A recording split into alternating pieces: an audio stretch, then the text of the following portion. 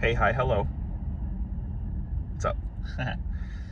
Been quite a bit since I've done one of these. Actually, been quite a bit since I've really done anything when it comes to talking or speaking.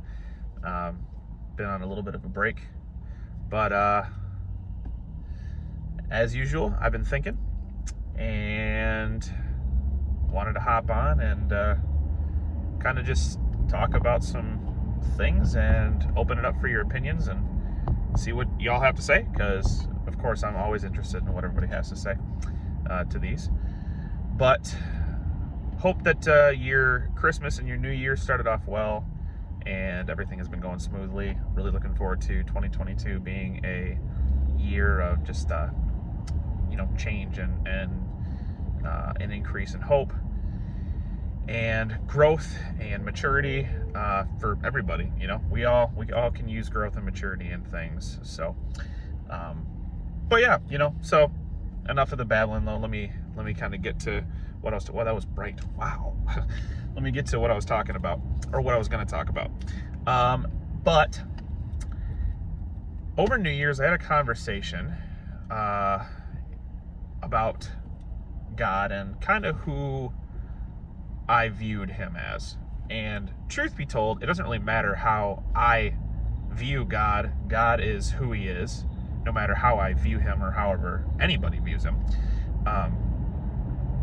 But it was just an interesting question, and I was kind of thinking to myself, who do I see God as, or how do I view God? And I have kind of like a view of God as a parent, and a really darn good one, because he rewards, he disciplines, he teaches, he guides, he loves, gives us good love and tough love. And no matter how many times we mess up, he doesn't shun us or shut us down, but in fact he encourages us to get back on our feet and keep trying. And it kind of led me to think, with God being such a good parent, and with him, pretty much being the perfect parent, really, it's like Abba, A-B-B-A, Abba, people say that as Daddy God. I've always kind of thought that term was like, interesting, Daddy God, but, it's like it's a father, and he is the perfect father, the perfect parent, and as that perfect parent, he instructs us and tells us what to do and what not to do. I'll never forget when I was growing up, I was with my dad and my brother at a hotel, and I was like, there was water on the tile, so I was, trying to step pretty fast, and I would slide across the water, and I did it successfully a couple times, and my dad told me, he's like, look, I don't think you should do that, because if you fall, you're gonna bust yourself, and it's gonna be bad. And I was like, I got this. And of course I took that step, and I slid and I slipped and I smacked my head so hard on that tile that I swear to you, I saw stars like they do in cartoons when they get hit by anvils or something. It hurt so bad, it was nuts. But my dad told me, he was like, I don't think this is a good idea. Don't do this, because you're gonna get hurt. And that's exactly what happened when it wasn't like a disobedient thing, but it was more of just, I wasn't listening to the wisdom that my dad had given me, right? But even when I'm disobedient to my parents, or when I was disobedient, it didn't lead me to good things anyway. So it's in the same ballpark, and you get what I mean. But regardless, where I'm going with that is, God isn't some judgmental tyrant that tries to tell us what to do and what not to do just because he wants to boss us around. He does it because, like any good parent who has the role of instructing children in the way that they should go, biblically it says, scripture says, spare the rod, spoil the child, and keep raising a child in the way that he shall go, in the way that he shall go, and he won't depart from it. So God gives those roles as, to us as parents. I'm not a parent yet, but he gives those roles to parents. And as the perfect parent, he has the perfect instruction and the perfect example. So when God tells us not to do something, it's not because he's trying to judge us and say, oh, I'm going to dictate you and tell you what you can and can't do. It's to protect us from doing things that are going to lead us to a bad situation, whether that's, emotional harm, physical harm, spiritual harm, mental harm, whatever the case may be. For example, take drinking. Is it okay to have a drink once in a while and to enjoy it? Sure, yeah. There's no problem in having a drink from time to time. Is it a problem to get drunk, and does God tell us not to get drunk and that it's sinful? Yes. Does getting drunk ever lead to anything good? No, it does not. It leads you to making yourself look stupid. It leads you to alcohol poisoning and vomiting, which I don't think is fun at all. I don't think I've ever heard anybody go, man, I enjoyed that throw-up session last night. That was great. Let's do it again tomorrow. Like, who does that?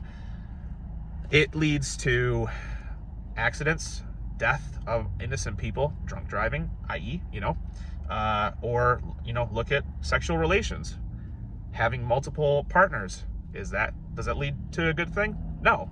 You know how many times I have heard people come and be completely broken because they gave themselves to someone and that person just dipped on them and left, and it utterly destroyed them, and then they don't have like a good idea of what true love actually is, so they try to fill this hole with multiple partners. Does that sound like fun? No, it doesn't. Does God tell us to wait until marriage because we're only meant to be with that one person, because it's not meant to lead us to harm, but to lead us to spiritual togetherness? Two flesh become one as a team, as a unit. It's one person, not two fleshes together. It's two become one flesh.